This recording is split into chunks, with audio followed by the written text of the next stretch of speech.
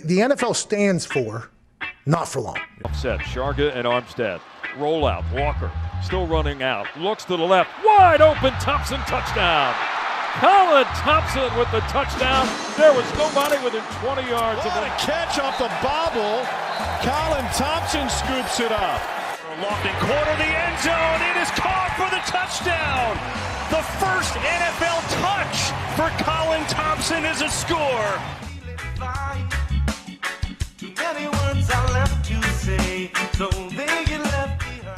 What is going on, everybody? Welcome back to another episode of the Colin Thompson Show, presented by Not For Long Media and our friends of the original Fudge Kitchen. They ship fresh fudge and sweet treats. I love their saltwater taffy across the country. You name it, chocolate-covered pretzels, chocolate-covered strawberries. It's the best birthday gift. I send them all the time to people that I'm doing business with or birthdays or whatever instead of whatever else. It's a little taste of the Jersey Shore. If you're down the Jersey Shore, you can grab it all the way from Ocean City all the way down to Cape May. Multiple locations in Ocean City, multiple locations in Cape May. They have it everywhere, all up and down. So check them out, fudgekitchens.com. Hope everyone is having a great week. Obviously, crazy news to start the NFL really scheduled with Aaron Rodgers going down. I was personally so excited to see him perform, and I love the narrative, how everyone loves him again, and it's this whole journey of Aaron Rodgers where before with the Packers, he may not have handled it right, and politics, and now everybody loves him after Hard Knocks and is kind of shocked that he is that way. And inside of locker rooms, we've talked about this show. I've only heard great things about Aaron. I've only heard how brilliant the guy is off the field. Obviously, on the field, we see his brilliance, his mind, and his body working together to create one of, if not the best quarterback of all time. So we are wishing Aaron a speedy recovery. Devastating news. Jack Connell had some really interesting thoughts on what he thinks going to happen with the Jets. He mentioned how he thinks there's going to be a splash. That team's ready to win. They're either going to stick with their quarterback now or obviously make an aggressive move. But really good thoughts by Jack Connell. Check out the post on our Instagram on what he thinks, some big names that you wouldn't expect. So shout out to Jack, our producer, Jack in the back. Today on this episode, Keenan Bailey's joining us. Keenan is the tight end coach of Ohio State. Keenan has probably the best story I've ever heard from rising from nothing in football to the top of college football. He's now the tight end coach at Ohio State University. When it comes to tight end coach jobs, probably top 5 in the country, right? It's a top 5 program, and Keenan deserves it. The guy has worked his ass off, and he started as someone who barely finished his high school football career to, the mountain, top of the mountain of college football. So he's a legend. He's a grinder. He's someone that I got to know in college. Shout out to Will Husky and the Husky family and McGriff and all the characters down there, how we started. And they would come up and kind of party with the college kids when they were in high school. We'd get to know them. And we've been kind of friends ever since. And they're good peeps down there. And Keenan was a local and a mainstay into that group in Fort Lauderdale and Gainesville. And he's a great dude, and he deserves all the credit in the world. So we get into a lot of really, really cool conversations. I don't want to take too much time here running my mouth per usual. I think you'll enjoy the episode. We talk offensive football, what I would do, philosophies, what he would do, Urban Meyer, Ryan Day. We recorded this in the middle of the summer, and I was anticipating being with a football team right now, but I am not. I had the pleasure to be with the Minnesota Vikings during training camp, which was amazing, and who knows, could be back there or someone else here soon. I got the agents hitting the ground running, and I'm still in great shape, best shape of my life. Everybody says that, but that's actually factual for me. I played the best football of my career in training camp. So, just got to keep going and see how everything goes from there. So, without further ado, Keenan Bailey. And if you're going to a game, guys, pump in that promo code Colin Thompson at GEEK, COLINTHOMPSON, and then support our friends over at the original Fudge Kitchen, shipping fudge and sweet treats across the country. Check out Shore Boy, an awesome shirt that they sent us. Fuel Hunt's going to be sending us some stuff. Appreciate everyone believing in Not For Long Media and following all our shows. Keenan Bailey, Ohio State tight ends coach, absolute stud and a great friend. All right, so a unique one here today, folks, a special one. Someone I've known for a very, very long time. Tight end coach, holy cow. University, or the Ohio State University. the Ohio State University, Keenan Bailey. How you doing, buddy? I'm doing freaking phenomenal, man. Fired up to be here, Colin. So I don't even know where to start. All right, so Keenan and I met because Keenan's best friend's older sister ran track at Florida. And Keenan and that best friend, shout out to Will and the wonderful Husky family, Macy, Dave and Jelima, wonderful people. They would come up and have mocktails when they were in high school and come to the college parties from Fort Lauderdale all the way up to Gainesville. And I got to know Will and Keenan, and kind of the rest is history. We all became good pals. Will, came to Florida, and Keenan went this unbelievable route we went into, but this was in 2012. Here we are now, a decade plus later, and Keenan, who played 2 years of high school football, did not play a snap in college, is the tight end coach at the Ohio State University. So, dude, I'm so happy for you because you earned it. I don't know. Like sometimes when you say I'm proud of you, it's like I'm above you, like looking down. I'm proud of you, son. But I don't feel that way. I'm so happy for you. No, thanks, man. That means a lot. I was driving back from the facility this morning thinking about it. I was like, dang, like how long have I known Colin? What was the context? When did I meet him? I think we went to, again, you said it right. Will and I were just looking to party on spring break, and we were in high school. We wanted to be cool, so we went up to Gainesville. Why wouldn't you? But you and Fitzy had the house, I think with Sky or whoever it was. Oh. You guys would always be playing poker and have the mopeds. And like you treated us like we were like college kids, and we thought it was the coolest. We were like sophomores in high school, juniors in high school. But no, what's cool is I'll talk about my journey, but you saw it like from square one. Just a kid who was trying to break into college football while you were playing college football at the highest level. So it's kind of a cool full circle. It really is. From South Florida, from Fort Lauderdale, went to Cardinal Gibbons, right? Yeah. Yeah. And by the way, press pause shout out. I always see you hyping up local bars and whatnot. I had to wear my Flanagan's t-shirt on the Colin Thompson show to promote my local bar of the week, bar of the month, bar of the year. Flanagan's, known for these big green plastic cups. You go down to Broward County, check it out. There's my plug. I love it. And that will be the bar of the week this week on the Colin Thompson show for sure. I absolutely love that. Yeah, right. So we got to get this thing going. And it's so hard having your friends on here because I know the story, but we need to tell it in an articulate way for friends who enjoy. And again, I appreciate everybody listening to the Colin Thompson show on Not For Long Media. And we have a lot. I mean, Ryan Day's your head coach. Ryan Day was almost the reason why I went to BC over Florida. We never would have met. Tons of connections through Philly and Ohio State and all these great things. But I digress. Okay, so let's go back to this. Let's go back to the youth level. You fall in love with football, and how do you get, into the game? Because you're a guy that said that's not played a ton of ball, and you're coaching at the highest level. Yeah, no, Colin. I mean, I'm your typical less than athletic younger brother of two. Grew up playing on older brother's team, youngest kid, smallest kid, but loved football, or at least I thought I did. Loved college football. That was my favorite. I think of memories of childhood. A lot of people think about playing and making these plays. I'd be lying if I said I never even scored in high school. I wasn't any good. But my favorite memories were watching what was, my team was Notre Dame football with my dad and brother. And those Saturdays, that was the highlight of my childhood. But continuing that, I wasn't a great football player in youth. I wasn't a great in high school. I actually stopped after 2 years. At Colin, it just was all about people that I met, brought me to where I was kind of today. Yeah, and that's really credit to you, though, right? Like, you get it. You're not going to pat yourself on the back, but No, never. People stand out. They really do. And people always ask me, like, Keenan wants to be a coach and all those different things. And you think when you're on the outside looking in, you're like, there's no shot. But when you're on the inside and you're an equipment guy or you're whatever you are, cleaning the floors to a PT to head coach, like if you're an elite person, you just stand out, period. Like you just stand out in everything you do, like from picking up people's trash to, helping people with the little things, holding doors to coaching with energy to whatever. Like you don't have to be a rah-rah guy, but the cream rises to the top in really any profession. It's just glaring consistently over time, the same person. All right. So talk to me here. high school.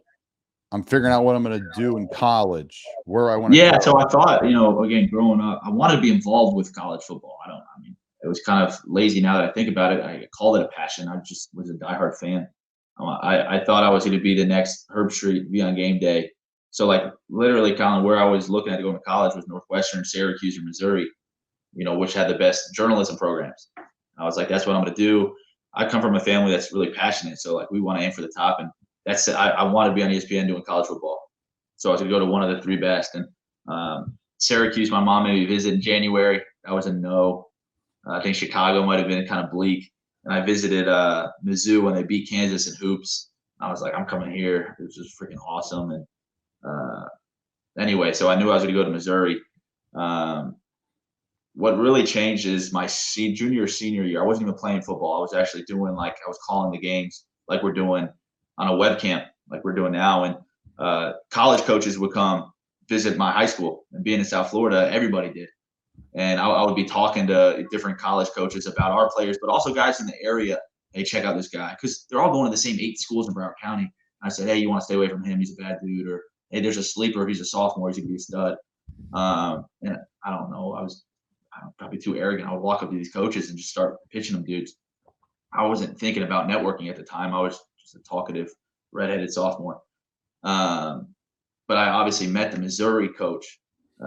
David Yost was the offensive coordinator, and he said, if you come to Mizzou, you could be my student assistant. And I was like, hell yeah.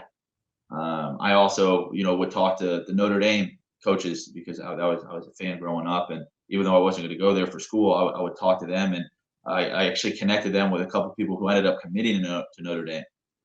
Fast forward, I know I'm going to Missouri. I want to be a journalist. The coach said, hey, come help me out. I said, yes. He gets fired. The new OC comes in, and I told him, I said, hey, I was going to help the old OC. And the new OC said, you know what? I'll honor his word. You can be my student assistant. Josh Henson, he's at USC now. So I head up there as a college freshman, didn't know what I was going to do. And he stuck me in an office with the GAs, and I was like the GA for the GAs. And I thought I was going to be like a sports journalist, but here I found myself at University of Missouri under Gary Pinkel, helping the GAs make copies. And it was awesome. What a crazy run too, right? Is they joined the SEC just about probably 2 years after? Yeah, we were on the second year. So the first year was kind of up and down, rough start to the SEC. Coach Pinkel, we were actually on the hot seat heading into my first year, and I was thinking like to be in shambles. And that was a magical run. We won the SEC East that year. And I was, the turning point. I tell people we went on the road at Athens, in between the hedges. Side note, I feel bad for Florida players never getting to play in Athens. Playing in Jacksonville is awesome. It's split 50-50, the cocktail, the whole thing. But playing between the hedges, I'm on the sideline, and I was like charting reps for personnel groupings or something. And we won, at Georgia. And like, I walked off that field, I was like, I don't want to do anything other than this for the rest of my life. And I think that changed. Journalism school was an afterthought after we beat Georgia. I love that, man. No, that's what it's all about. You have those moments, and then you press forward, and then you hope you have the passion and consistency to still do it, which you have. So talk me through the journey here. You're a couple years in Missouri, and then what happens? Yeah, so then after my first year, I always wanted to go to Notre Dame. I went to Missouri to be a journalism student, realized I want to be a football coach. I said, what the heck, let's try to go to Notre Dame. Ended up transferring to Notre Dame, connecting with the coach I met in high school. Tony Alford was a running back coach, and was at the time, Colin, you remember, coaches used to be the directors of recruiting. Now there's like personnel departments. Back then it was like your tight end coach, your safeties coach, your running back coach was the director of recruiting. And that was Coach Alford, the guy who I had met back home in South Florida. He said, hey, I can't help you get into school, but if you get accepted, you could work with us. I got accepted, transferred, and they stuck me in the recruiting department. I didn't know anything about recruiting. I was on the field at Missouri doing like whatever, holding bags. They stuck me in recruiting office, and I was upset at first. I thought it was a negative. I'm like, I don't want to be a recruiting guy. I want to be a football coach. But looking back, that was the best 2 years. Because Colin, this was probably right after you had signed, right? 2 or 3 years. It was the age of like the Twitter DMs. Nowadays we could text kids. You couldn't back then, and it was like the recruiting graphics. I missed all that. I missed that. Remember? I know Okay. about it, but I missed it. Twitter came out. I mean, I remember tweeting. So my how'd you kid. get recruited? Would they just send you letters? Okay. So, yep. I got letters and I have them all still and a lot of them. And what we would do, my dad and I sat down stage probably junior year. And he's like, all right, pick 30 schools. Okay. Here we go. No, sophomore year. After my sophomore season, we got 30. How many offers did you have at this point? 0. This is sophomore year. When I went from really a basketball player, like a football player, like, holy shit, I call these touchdowns. And I was like making plays and okay. Like, I don't know. I was scared. So scared. Just running around trying not to get killed by somebody in the field. Really? Yeah. I mean, like, Did you play receiver or they have you at tight end? I played tight end. I was probably 215 off the basketball court that year. Like lean, just whatever, just like big boned, but not like strong, which I still not now in retrospect. And, just like running around. Right. And then I was making a bunch of catches. I was blocking okay. Like we weren't even like lifting in season at that point of time. Like the program was on its way up and we were figuring out the culture and all that stuff. And there was a little bit there, but that head coach only been there, Steve Delwin, for a couple of years. And we sat down, we took 30 USPS envelopes. We took 30 highlight tapes burned onto a CD. On a CD? Yep. And then we did handwritten letters. I did a personal resume and then 2 or 3 articles written about the wins and the team and what have you in an envelope and sent it to 30 teams across college football. Way. Colin, I'm not even trying to be rude, but like you would think that's like Woody Hayes' generation of recruiting. 2000, you were probably at like the last cusp before the Twitter wave. Yep. That was probably 2009. 2010. And then I remember creating a Twitter and like tweeting "Go Gators" and it would like blow up a little bit, and then right, I would just like try to, I'm going to grow followers. And that's when I like Facebook posts. They still come up like awesome day today, extremely blessed to have an offer from UNC, Northwestern, and South Carolina, and I would do that on a consistent basis, so it was unique, dude. I was very fortunate to have parents that were very foresighted too when it came to social media. Like, don't post anything, like any parties, like get out of the pictures, right? That wasn't really talked about because people weren't like losing your job. That makes sense. I was trying to find a crazy photo of you and I from the college days, and I couldn't find any. So now it's making sense. You would jump out of the photo. The problem is we probably lost 4 or 5 phones or 10 phones between that period of time and now, and they're dead and gone somewhere. Maybe McGriff has them stuffed in his. McGriff's just waiting for you and I to get a big job somewhere, and he's just going to pull them out and say, "Hey, congrats on becoming the head coach of Ohio State, Keenan Bailey." But I digress. No, so that was the archaic days, man, for sure. And then you go to Notre Dame. You're probably so 2015. That was what I was saying that was when I think maybe the first or second year we could DM kids, and I remember because I don't know what my job would have been if I didn't carve this out, but I was like, hey guys, I'll help with social media. And these coaches, again, it was the first wave. All these guys are loving graphics, and we have these football coaches who want to recruit. We have digital media guys who are good at Photoshop, but no one could understand what to make. And that was when, you started cropping people's heads in jerseys and, their favorite NFL team, and they're getting drafted and holding up. And that was a cool thing, making these recruiting graphics. So I kind of said, hey guys, this is kind of current. I was the same age as these recruits almost. This is what they would like. And a lot of times I, probably get yelled at for saying this, but we had a phone that was called the Bat phone. And every coach had their Twitter on there. So while they were at practice, while they were wherever game planning, I would be the 8 different coaches hitting up kids. And your listeners would be like, wait, they didn't recruit as them. Yes, they did. They did all the phone calls and all that. But, behind door B was Keenan Bailey, a sophomore student, hitting them up as whatever coach that was and just showing interest in recruiting. So I know I wasn't recruiting as me, but it's funny. We had Matt LaFleur. He was our quarterback coach, and a wizard, one of the best coaches in the NFL. He was not too interested in flirting with 17-year-old quarterbacks from across the country. He'd be like, "Key, here's my phone." So I would be, messaging those guys, carving my teeth in that role. Fast forward, Colin, that running back coach who brought me there, left to Ohio State. Said, "Key, you're coming with me." And I'm like, "Coach, I'm a junior." He's like, "Well, just drive down and meet the staff." I drove down. Urban Meyer's like, "You got an internship." And this is Urban Meyer. And I'm like, here's my chance to go coach with Urban Meyer. I took 24 credits my last semester, graduated early. and moved to Columbus to be an intern. I didn't even travel my first year, bro. I was the intern for the intern for the intern. And this rough. goes back to just everything of just like, I know my goals. I know what I want to do. It doesn't matter what other people think, right? Like most kids, like, I'm going to transfer multiple times before I graduate. I'm going to take 24 credits. I'm not going to have a summer. No, it's like dead aim, dead focus on what you want to do. Sure. And that's not like some pep rally to pat you on the back. No, There's a lot of people no, that listen, and there's a lot of kids that I mentor. They're like, well, I'm like, go play a year here, play well, transfer there, play well, transfer there. Like that's what works like anyways. Treat it like the minute you graduate or before you graduate, like it's going to be work for you. And you really kind of never work a day because you end up being in your passion forever. It's kind of cliche and a bumper sticker, but it's real though, bro. Real. And I don't know. My dad always told my brother and I think it was like a Cal Ripken quote or something. I don't know. Like, but it's like somewhere out there in the world is your opponent that you're going to face. And while you're not working, he is. And when you face him, he will beat you. And like he would always tell us that. And not to make us feel bad about not working. We always had fun and stuff. But I viewed graduating early as, okay, I got a year head start. And me just projecting, I'm like, one day I'm going to try to be the head coach at Ohio State, the head coach at Notre Dame, whatever. And that's probably going to be a guy who played football, right? You know, he had a long, illustrious NFL career and all that. I'm racing him 15 years from now. So I got this 1 year. How can I maximize it? I got the recruiting under my belt. I don't know shit. I'm sorry. I don't know anything about scheme. Like I showed up at Missouri. I didn't know what a second technique was. I didn't know what an overfront was because I never played the game like that. Mm-hmm. Here at Notre Dame, I got 2 years of recruiting. I'm going to go and learn football from Urban Meyer.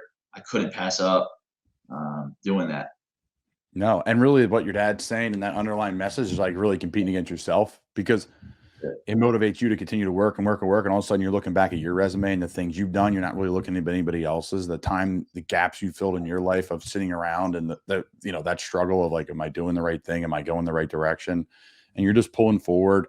You're moving down the line. You're kicking the can down the road. Yeah. You find yourself at Ohio State, right? I mean, one of the juggernauts, one of the proudest really, programs in all of college football, all of sports, right? One of the most recognizable brands in the world. And you're grinding for Urban Meyer. And then how'd you end up in the seat you're in now?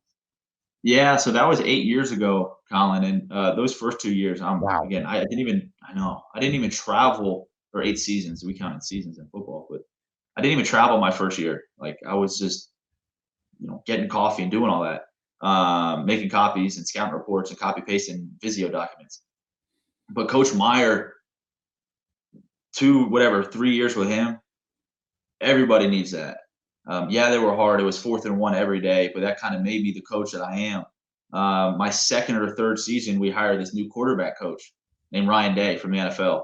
Mm-hmm. And he was not the coordinator, just the quarterback coach. By that point, I think I was promoted to be the GA. Most people are like, GA's the runt. No. That was like my third promotion. So at that point, whatever, I'm 23, I'm the GA. We hire a new quarterback coach. And every time I've tried to leave since then, Coach Day has kept me around. And, he obviously has been promoted. He was promoted to coordinator, then head coach. But he's been my boss since day one. That's great. He's a great man. And we talked off air before. I mean, that's the other issue, too. When we do a bunch of off air talking, I don't even know what we recorded and didn't record. Sure. That's all good. We had to catch up. It's been a minute. Coach Dave recruited me to BC and lived at Archbishop Wood. And I'm hurt. He and I got to know each other. Very highly of you. Oh, thank you, buddy. I've always loved him. He treated me unbelievably, and the whole spiel at Archbishop Wood when he was recruiting all the time. And we talked about McGlinchey recruited him and John Lockery and all these Philly guys at the time. We go up to BC camp. I mean, back in the day, you had to go to camp to get a scholarship. That was a 3-night stay over camp. Yeah. And there was a lot of guys. I remember a guy named Jack Tabb. He played at Michigan State. I don't remember that tight end. He lit up the camp. And then, I think he had a cup of coffee in the league. He's coaching now at Michigan State too. There's just random names that come to my head. But there was a couple NFL guys in there. I'll never forget, one of my favorite stories from that camp was Don Bosco comes up. Jersey. And they're doing up downs and suicides after a game. They just won by 50 in a 7-on-7 thing. I'm like, this is nutty. And then I came back to Wood, and we got a new coach, Mike Carey, who was a part of like Mike Pettin, senior and junior and Central Bucks West, which is a massive conglomerate of high school football in our area that changed it forever. And watch the last game when you get a second, folks listening. It's a great little YouTube video of how good this high school dynasty was forever, called The Last Game. Check it out. But long story short, when Mike came in, we ended up doing the same shit and running us into the ground and built a lot of toughness. And I think him and Steve Devlin at Wood had a lot to do with our success and moving forward. But I digress. So, dude, you find yourself literally, I mean, grinding, going to school at Mizzou, grinding, transferring just on a whim, going to, Notre Dame, graduating early so you can go to Ohio State. And now you're sitting in the seat at, what do you say? We said, other than a shout out to our boy, Garrett McGuire at Nebraska, you're the second youngest position coach in all of college football. Never played a snap of college football. When was your last snap of football? What year? Shoot, 2011 maybe. Now, time out, Colin. We had Indy drills on the 17th, so 2 days ago, and I was cutting off our GA or whoever was holding the pad. I'll jump in with the guys now. So. Oh, you are. So you're showing like what are you running, split zone?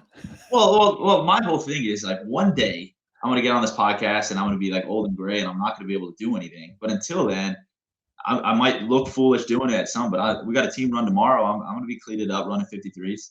I had something to do with your Billy though, and that was my point though. I'm just talking about just like it's an unbelievable triumph of consistency. And again, it's like this is the hardest part, interviewing your friends, because I know you so well and I'm just so happy for you. Again, I'll say that again. But dude, what's it like though? Like being a position coach in college football? Like a lot of guys are just excited. Like for me, if I got that job, I'd be like, yeah, I deserve it. You earned it. Really earned it. Yeah, and I don't know. It's hard to be reflective. You know how it is, dude. Like it's probably the same thing when you're balling in the NFL when people ask you, hey, what's it like to be an NFL player? You're like, I don't know, I got tunnel vision. It's like my biggest fear, and I swear to God, I'm not just saying it, is like exhaling. I don't want to get here and like I made it now. I want to do the things that got me here. I want to grind and I want to, just get my players better. So I don't have a reflective answer for you, like what it's like to be 28 and a tight end coach at Ohio State. I don't know anything else other than that. I know I never work a day in my life, like you said. I enjoy it and I'm hungrier than ever. I promise you that. I'm so afraid, Colin, of like, ever exhaling, listening to anybody pat me on the back. That's why, like, we were at the open media day after spring ball or whatever. People are telling me similar questions that you're asking, but it's different because you saw when I was, a nobody at Mizzou. You saw it. So like, it means more answering questions coming from you because you saw it. I saw you on spring break with your feet up next to me. When I had a broken foot and a boot on, and you're like, what are you doing? I'm like, I'm probably transferring to Temple here. This is a shit show right now. With a Bush Light in my hand or whatever it was at the time. Dude, but it's been fun though tracking you as well. Yeah, going to Temple, going back home, balling. Then all of a sudden you're in the NFL, and like now we talked off air again. Like I've got players that I've coached that you've played with up there that I get to call down to Carolina and be like, hey, how's Colin? Coach Key, how do you know Colin? I'm like, Don't worry about it. Yeah, don't worry about it. Shout out to CJ Saunders. No doubt. Yeah, you want to talk about a grinder? I'm having to have CJ on the show. Are you bigger than CJ? Oh yeah. Oh yeah. Oh yeah. Oh yeah. That's not close.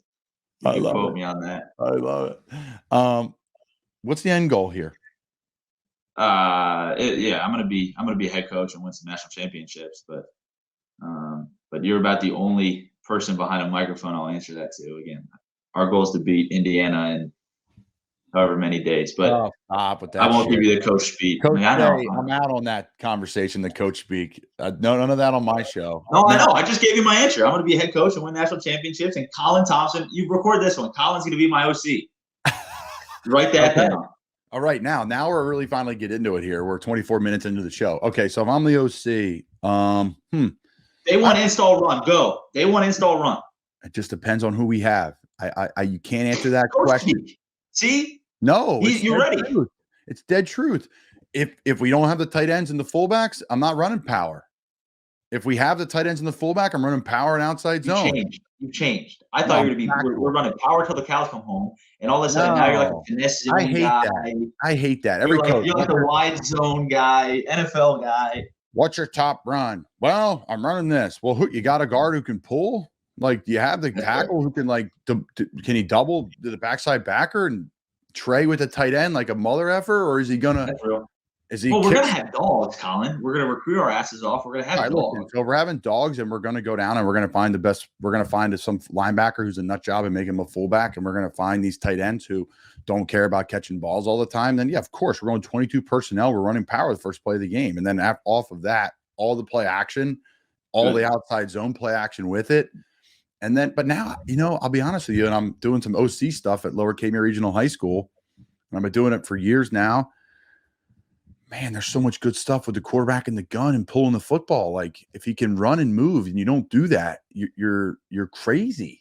And you got I find it hilarious, and this is a little bit off topic, but you just hinted at it, and I'm glad to get off my journey because there's way more interesting stuff to talk about. But I feel like, and talk about this, Colin, NFL, I feel like it's watching college because I get all these NFL coaches calling me, asking about RPO. And you're watching high school. Option. And then all of a sudden we're studying NFL. It's like we're looking at each other for answers. Now is the time. It's so fluid. Yeah. As far as scheme goes, it's awesome. It's really unique. We're talking about Twitter before. Everyone's a Twitter warrior. You can find every play RPO. You can find anything you want. All the counter stuff's crazy with pulling the guard and the tackle and the read option off the backside. Then you're throwing a bubble off of it. My shout out to Matt Johns, what they're doing in William and Mary. Their zone read, pull it, throw the bubble. It's just triple option every time, and they're gashing people on it, and they're consistent as hell. That team went from putting it along to they're in the Final Four last year in D1 AA. So, it's unique, right? Because I think it trickles up. Like the high school coaches, get creative and they have the hash marks to really do it.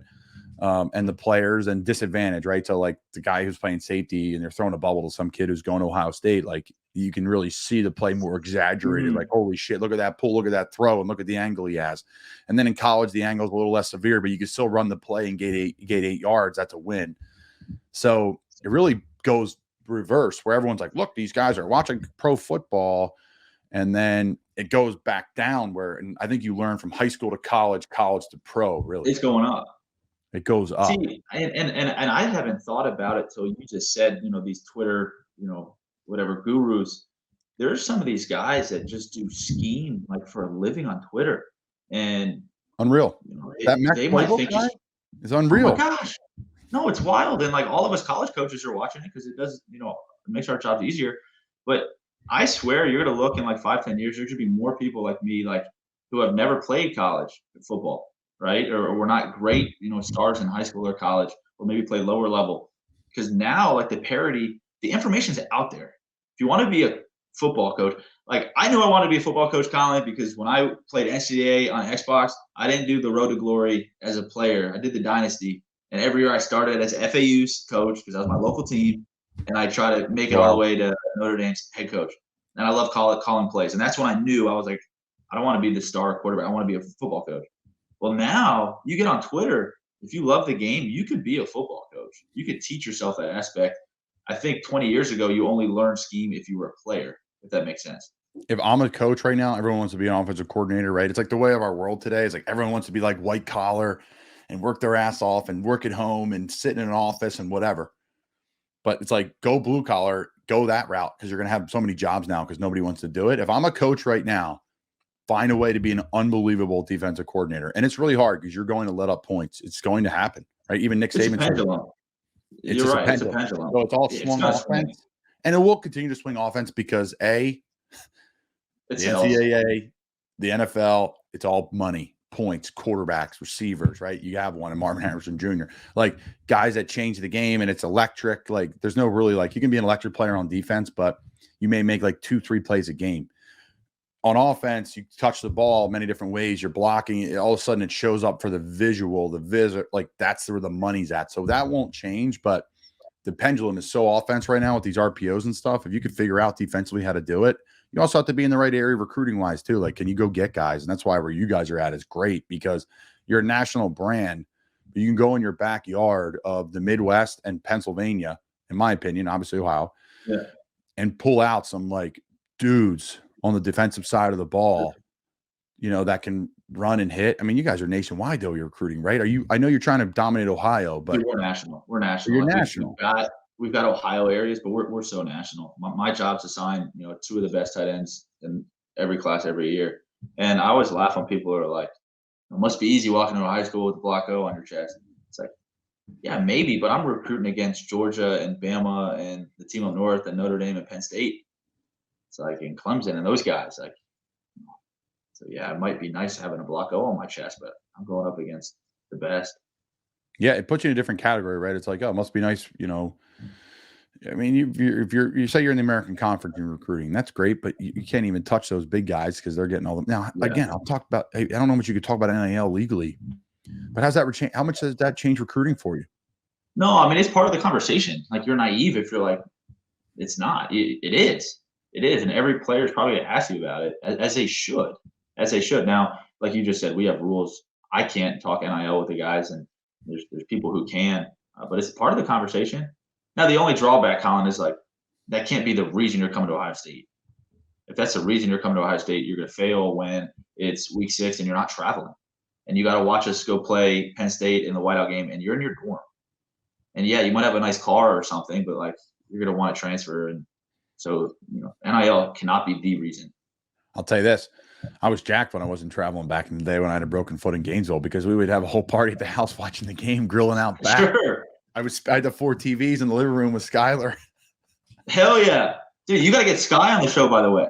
Sky was our intern like my 3rd year here. Listen, we got to get him on. He's tremendous. He's at Columbia now. He's just the man. I love Skylar. He's always been just like Joe Cool. And yeah, we had a great group in Gainesville of just a great kind of conglomerate of friends. And, we've shouted out McGriff enough on the show, but he allowed, debauchery to go on amongst that group in the house. And it carried over, and I married a lacrosse player pretty much through that house. And, that's why we live in Annapolis, Maryland now, because there's 20 of them that live right here between Baltimore and DC. And we live 100 yards from Navy football, man. Not bad. I live right down the hill. I literally run the hills that lead up to the stadium where the Blue Angel is, man. You can't beat it. No. Can't beat it. It's not Ohio State, but I mean, hey, it's a Naval Academy. No doubt. Okay, let's get back to football real quick. Talk to me about this kid, Marvin Harrison Jr. Like, everybody's going to ask you that, and everybody asks you, and you're, having a beer at home. Everyone's going to ask you all the time, but like, tell me something about this kid that makes him different than the stuff that we already see on TV. Yeah, and anything that you hear how Kobe worked, and this is the only analogy because everyone heard about Mamba mentality and how he worked. Everything you hear about there, I promise you, I've got a story equally how Marvin works. The guy. So my office last year, when I was still just quality control, I just overtook a closet, Colin. It was like an old supply closet. And I would leave and go through the indoor. It'd be midnight, and the kid would be in there shooting a jugs machine to himself all the time. Like it would be all the time. He outworks anybody I've ever seen. And like I'm not afraid to say it. We had a game last year at noon, and he was at the facility that night. I'm like, dude, you know what it's like. Like that sounds cool, but you know what it's like. Game ends. Probably have family at home. You go back and get some treatment. Last thing you want to do is like focus on next week or something. The kid came back to the facility and is catching passes. I'm like, that's when I knew it was good. The kid's special. Yeah, he's different for sure. He will be the reason why I will turn my TV, other than the obvious stuff of watching you and supporting you guys, Ryan Day and yourself. But he's must see. He's must see, and you guys are always must see there at the Ohio State University, Big Red baby. Yeah. Next year when I'm on this podcast, hopefully we're talking about throwing it to the tight end a couple times. But yeah. So talk to me about your group though. Like, can you go into your guys here? Like, talk to me about their skill sets. What they do, because that's the best part about our position. Sure. Some guys are better at this. Some guys are better at that. I think that's what makes it fun, and that's why I brought up the question early on. I was like, all right, yeah, what am I going to run first play? Well, what can my tight ends do? I think that's the first question in any offense. What can they do? No, you're so right. And like, I'm not pulling any punches. We've had good players, good tight ends here, but no one says Ohio State's tight end you. No one says that. We have the receivers. We're the best receiver factory. We've had the running backs Zeke and JK, and we've had the quarterbacks Haskins and Fields and Stroud and all those guys. Like, where's the Ohio State tight end? We have a couple guys in the league, but where's that dominant NFL tight end? And I'm changing it, Colin. Like, and if I'm afraid to say it, then it's not going to happen. I'm changing that. We are changing that. We've got a guy right now, Kate Stover, who started last year. You'd freaking love him, dude. He's just a tough-ass farmer from Ohio. Big bald eagle tattoo, mohawk, rugged. Dude, you would freaking love him. He came in as a linebacker. He played in the Rose Bowl couple years ago playing linebacker, had like 8 tackles. So he's kind of my stalwart, but it's not fair to make a kid play 75 snaps a game. So the guys behind him got to step up. I got a guy who was a receiver in high school, another guy who was an X receiver at Ohio State. So it's kind of a medley behind him of guys with a lot of potential. So. That's great. And that's the best, though, for you, because you can really craft a position. You can. Now, yeah. Are you going Ed Foley style? Like, I don't know if you know Ed Foley, but man, oh man, he used to bring the walk-ons down in Indy, especially if he knew we were a little sluggish. And he would be like, hey, we're going to block power. We're going to block inside zone. And these walk-ons would just absolutely try to kill us in Indy. Really? No, I haven't heard that at all. No bags, nothing. Be like, all right, here we go. 23 power, whatever we call it. Yeah. Great. Here we go. Boom. Rep it. No, inside step. Bad. Do it again. Boom, boom, boom. And we just. And these walk-ons are just wearing it, dude. Just catching these. They're wearing us out. Good.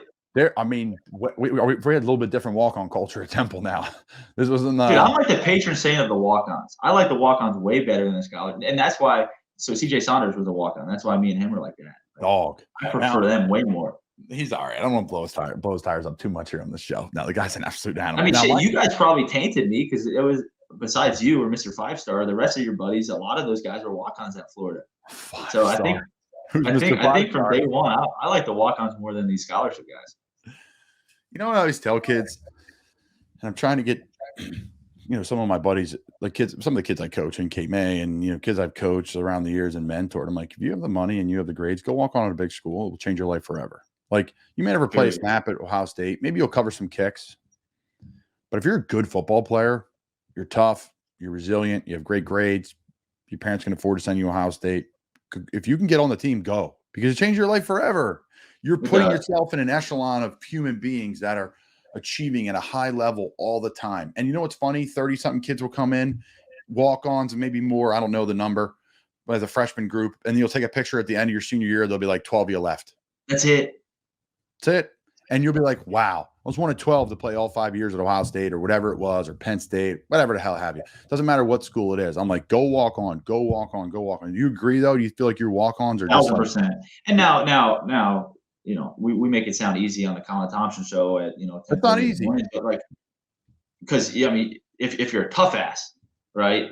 That's not going to make it in the real world anyways. Like, I'm going to go. No, you're right. It's going to teach you those lessons. School and putt around for 4 years and party, and you can still do all that stuff as a player and advance your life. And you have a quicker like launch pad, a higher launch pad than somebody else who just like. And there's nothing wrong with it. Going to school for 4 or 5 years, even if you go back to school and get your master's if you can afford it.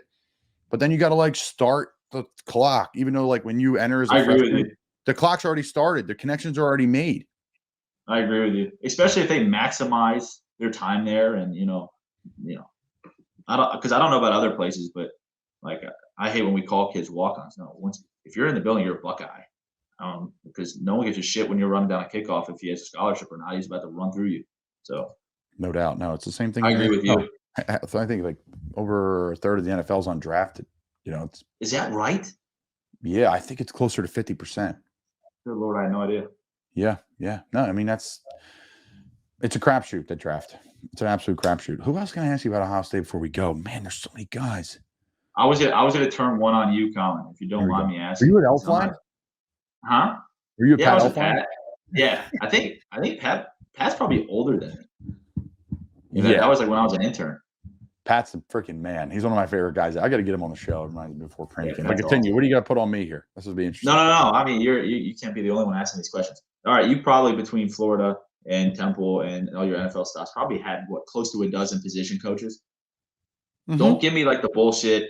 Oh, they cared about me as a player. Okay, what was the one or two things that you don't need to name them, but attributes of your position coach, that really stuck out to you?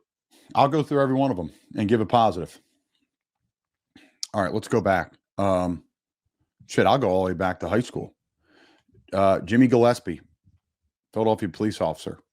Colin Gillespie, Villanova star point guard. Yeah. His father, James, Division III All-American wide receiver at Widener.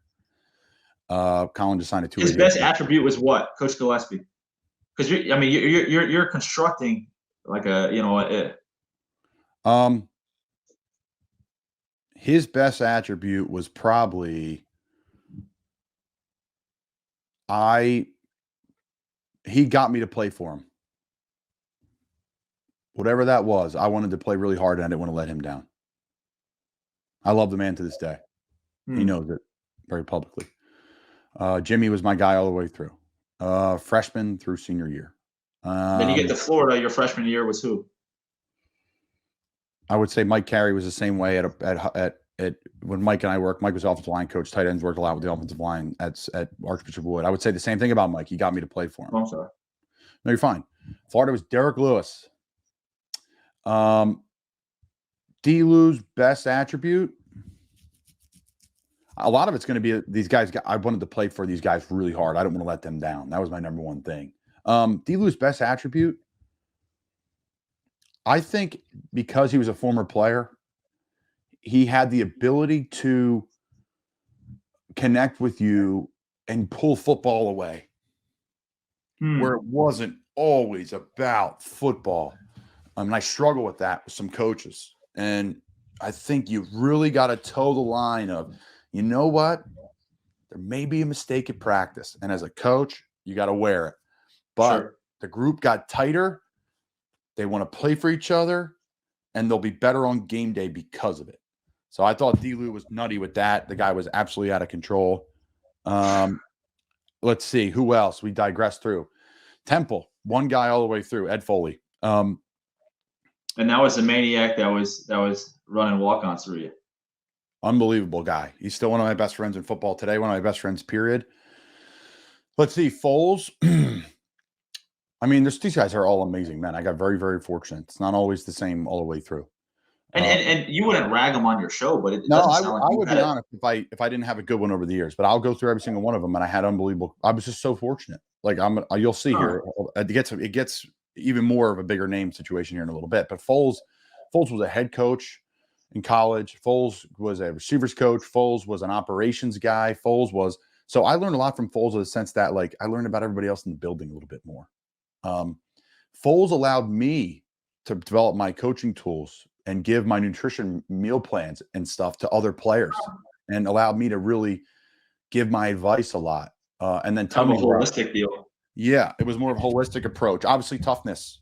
I mean, he allowed me to wear the flag and carry the flag, with the unit of, we're just going to beat the shit out of people, and that's just okay.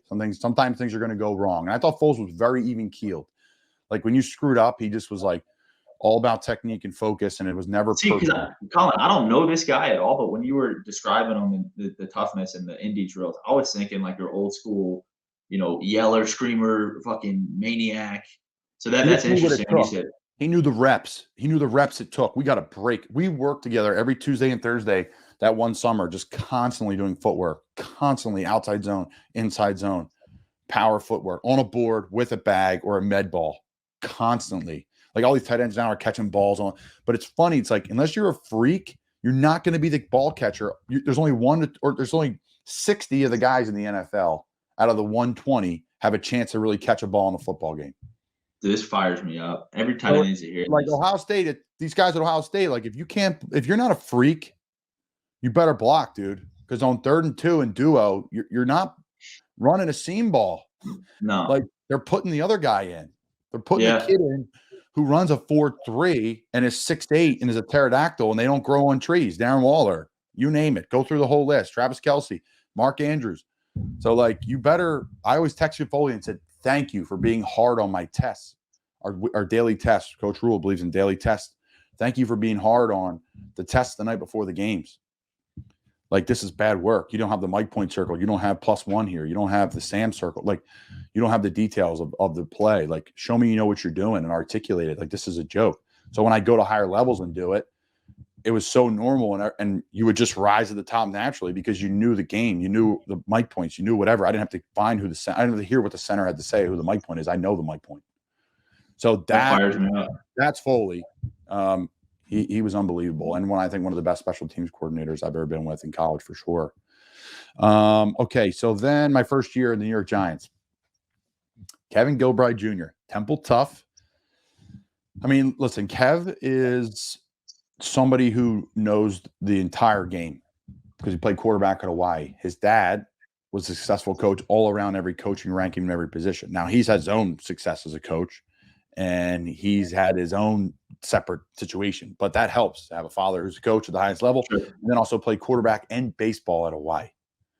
So Kevin had the ability to be a great coach and a great friend all in one day.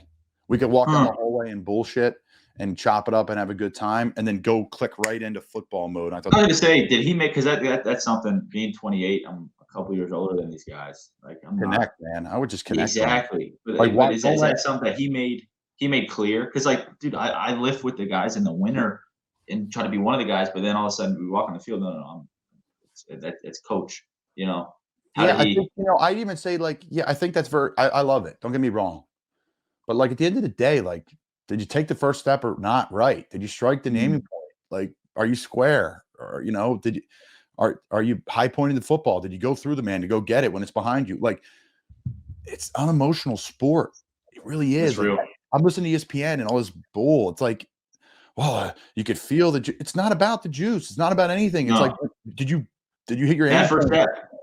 Did you run right? At the end of the day, like, none of that shit matters. Like, who signed in free agency? It's like, what the hype around the season, it really doesn't if you don't, like, step with the right foot and you step under yourself or you jump off sides. Like, at the end of the day, so I would implore you, like, as a player, now I know it's college and it's different and they're kids, but just your best attribute is you're younger and you can relate to these guys closer than anybody in the building. Relate with them all the time.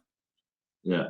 Relate. That would be my, again, who am I to say? But I would say if you're my coach and we're the same age, you're a year or two younger than me, I would just be like, let's continue to relate.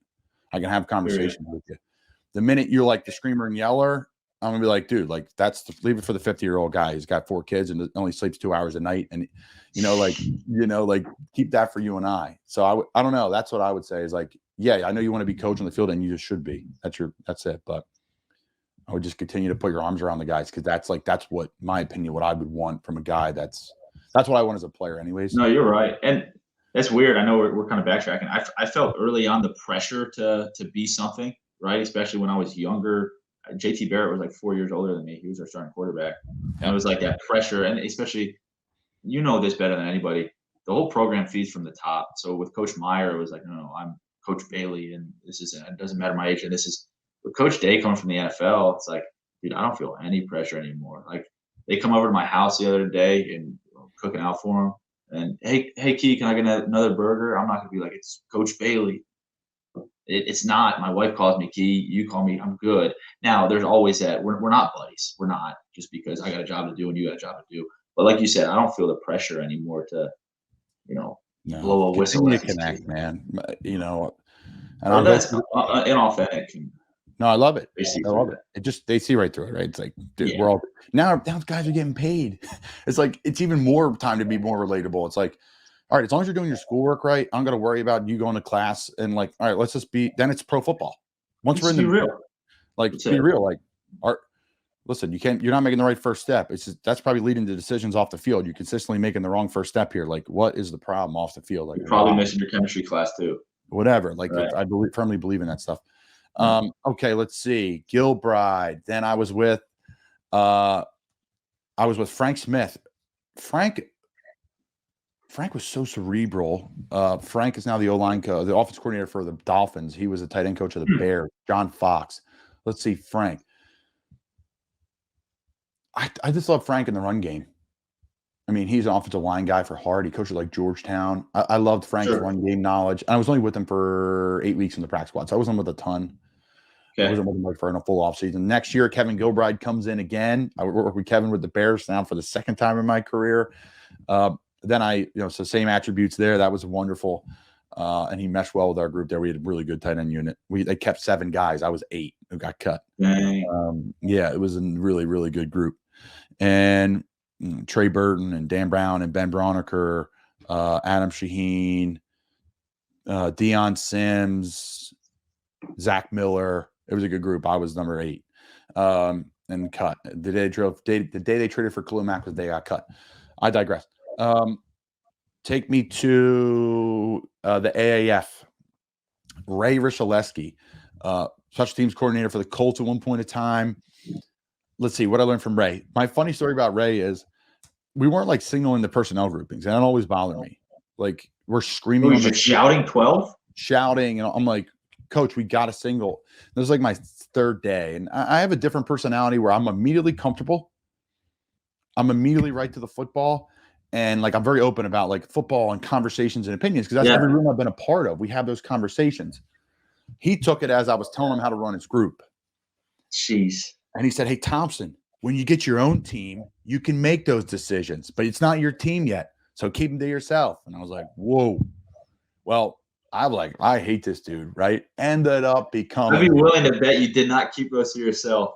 No. Well, I ended up saying, okay, fine. I'm going to keep my mouth shut. I'm going to do my job and just execute. And when I get to the point of trust, I'll make those opinions. Boom. I did that for 2-3 days.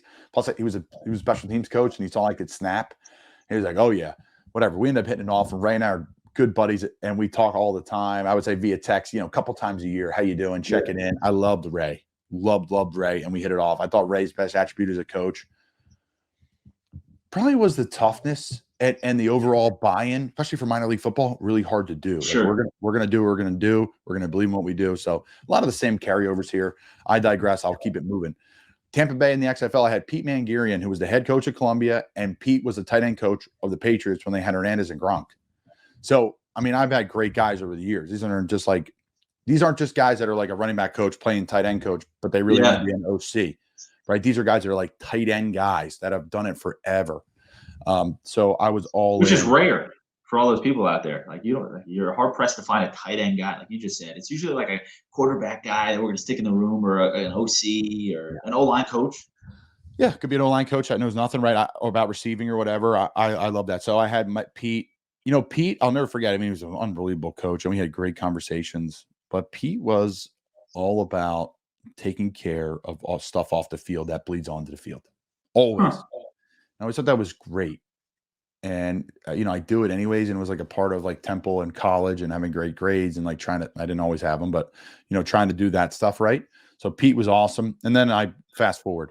I was with Brian Angelico, who, I've had some favorites over the years, and he's up there. I played my best ball under Brian. He's now the pass game coordinator in Minnesota, tight end coach. I also was healthy at that point of the time. And I also was, we came up the COVID year. It was a good, my career hit its peak, and hopefully it continues to go that way. And I was with Brian. So I loved him. His relatability with players on and off the field, his knowledge of offense, his protection of our group, no matter what, like this is bullshit. Really, he stuck up for you guys all the time. And that's cool.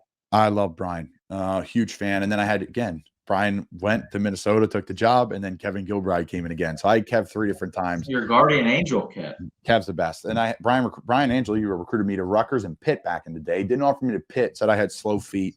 Offered me at Rutgers because was he wrong though?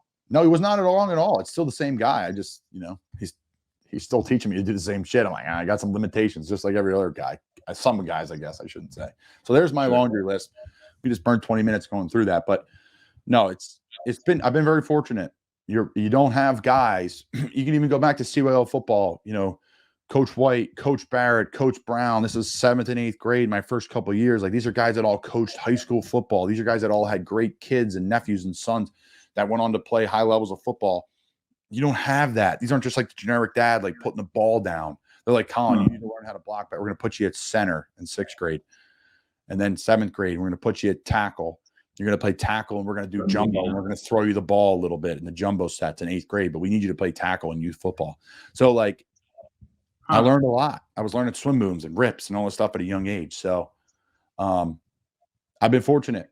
But I've been fortunate because of my parents, right? Like, they're like taught me great coaching skills and listening skills. Yeah. And so I digress. We just went on for a while. That's phenomenal. That's phenomenal. The bottom line is this. I would say my piece of advice is just have fun with your guys, man. Like, they'll play for you. They're going to play for you, period. They do already, but just keep leaning into Keenan. No I wouldn't say. I appreciate that, dude. And I'm not just saying it like a token invite. Hopefully you're balling here in a couple of weeks, wherever it is. But if you're not, you need to come by for a fall camp practice. Coach Day would love it. Sit in my meeting, do all of it. Oh my God, I would love it. I would love it. Not even bullshitting, dude. That'd be sweet. I love it. I love it, man. Listen, you're the best. I appreciate you coming on. This is a full circle moment for you and I both. Sitting in 2 different rooms in 2 different states, talking on a microphone. But, sometimes this is what it takes to catch up and have some fun. So It is. I appreciate you having me on, Colin. Let's link up soon. The Ohio State tight end coach. It's great to say. The great Keenan Bailey. Thanks for coming on, buddy. All right. Thanks, Colin.